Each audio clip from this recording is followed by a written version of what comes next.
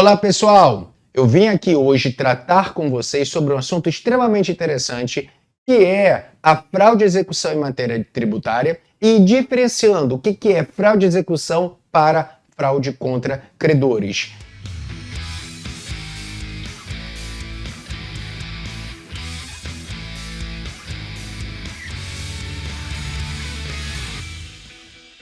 Que gera um efeito processual extremamente importante quando eu consigo definir essa diferença. E aí eu pergunto, você sabe o que é fraude de execução em matéria tributária?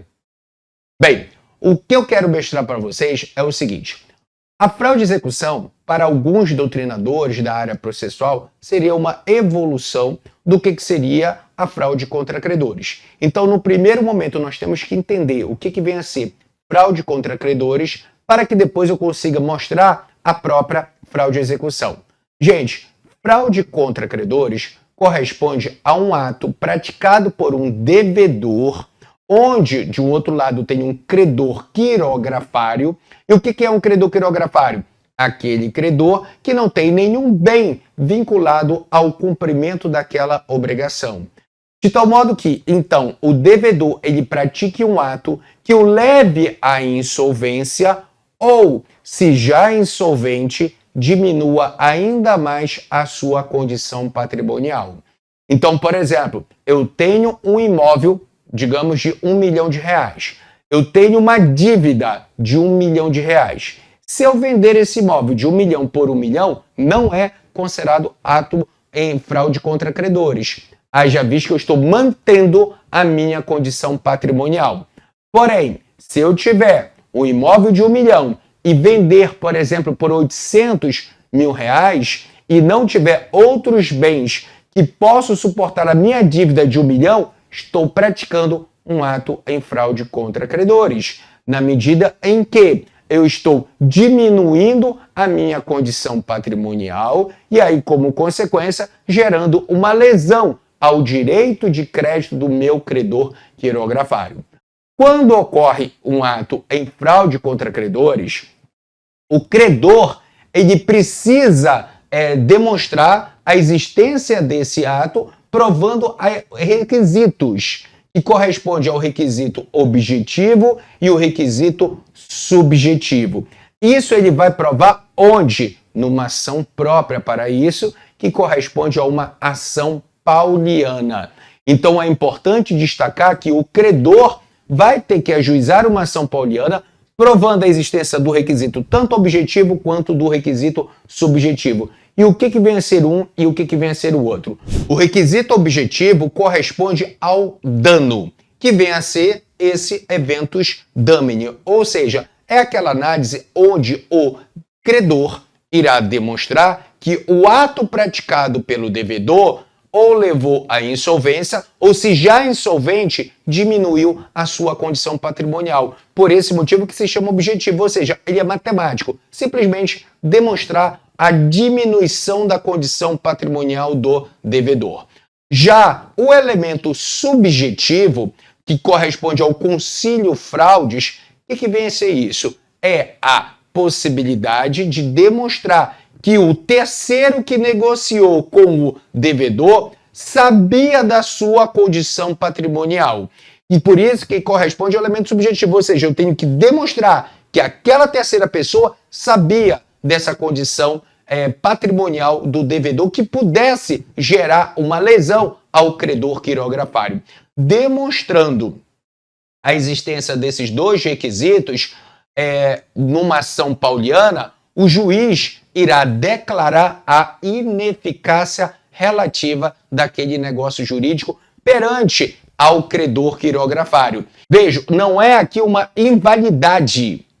Ele não vai anular o negócio jurídico, ele simplesmente vai declarar a ineficácia relativa. E aí, declarando a ineficácia relativa, o negócio ele se mantém, porém não gera efeitos perante o credor quirografário. Efeito prático disso seria, por exemplo, na venda de um imóvel, o juiz autoriza que seja pré-anotado no registro de imóveis que aquela, por exemplo, compra e venda no valor A menor, no valor X, Y, Z, não surtiu efeito perante o credor tal, levando em consideração o processo número X, Y, Z.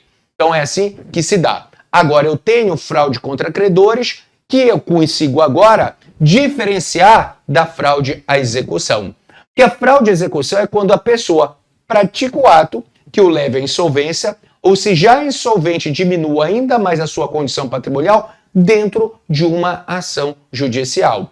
Nesse caso, a pessoa, no caso o credor quirografário, somente precisa provar a existência de um requisito, que é o objetivo que corresponde ao eventus damini. Ou seja, a pessoa provar que o ato praticado pelo devedor levou à insolvência, diminui ainda mais a sua condição patrimonial.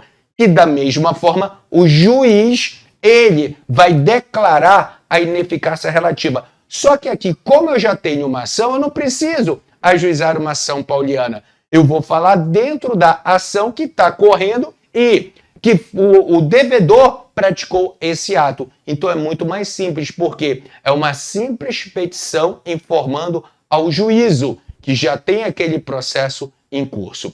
Acontece o seguinte: o que vai diferenciar tecnicamente de um ato em fraude contra credores e um ato em fraude à execução é o momento em que ele ocorre.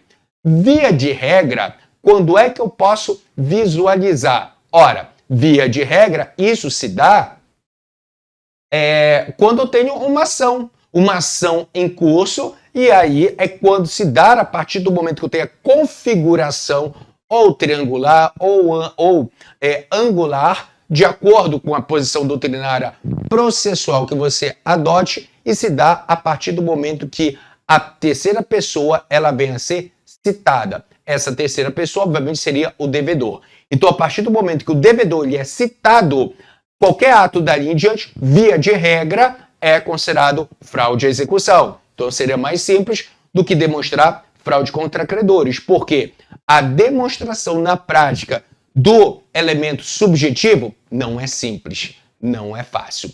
Só que em matéria tributária, isso se dá um pouco diferente. Porque se fosse de uma forma genérica, como eu acabei de mencionar para vocês, aonde é que eu colocaria a fraude de execução? A partir do momento que a pessoa fosse citada, no caso executado, de uma ação de execução fiscal.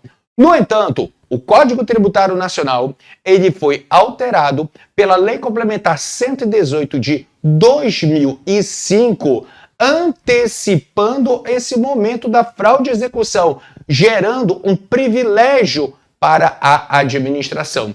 Dessa forma, podemos visualizar aqui, vejo, fraude de execução em matéria tributária, artigo 185 do CTN.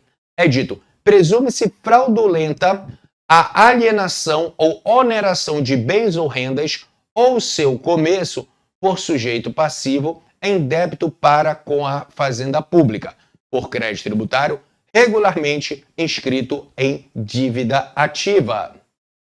Então podemos perceber que o momento que é considerado fraude de execução foi o que? Antecipado para o momento da inscrição em dívida ativa. E aí facilitou muito a vida da Fazenda Pública, porque escreveu o crédito em dívida ativa.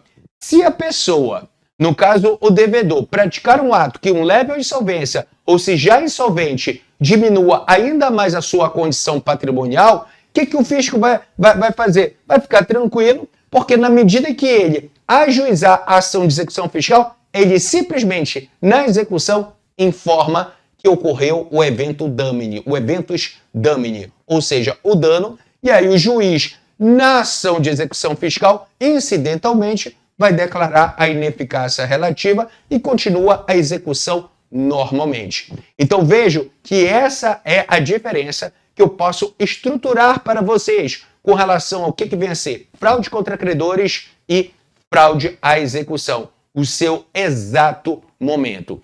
Então, gente, se você chegou até aqui e gostou do vídeo, dá um like, compartilha ali com seus amigos e caso você tenha um assunto que queira que eu fale, coloca aqui nos comentários que eu vou ler e depois vou fazer um vídeo para vocês. Muito obrigado pela atenção de vocês e até a próxima.